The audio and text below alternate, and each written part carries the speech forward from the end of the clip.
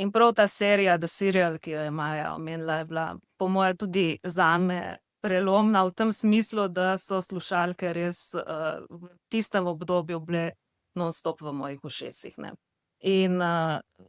Lenart recimo je meni ne The Serial priporočil pa serijo The Heart, ne, tako da očitno je imel pri obeh neke te motive, ne vem zdaj, kaj se je skrivalo za njimi, so priporočili. In tako sva pač iz tega interesa, ki je bil pri obeh očitno zelo močan, poskušali ustvariti nekaj svojega. Jaz bom rekla, gole mogoče radovednosti, pa res tiste neke želje po ustvarjanju in po tem, da narediš en korak naprej od tega, kar, ja, prej ali slej se ti zgodi, da pač pri svojem delu postane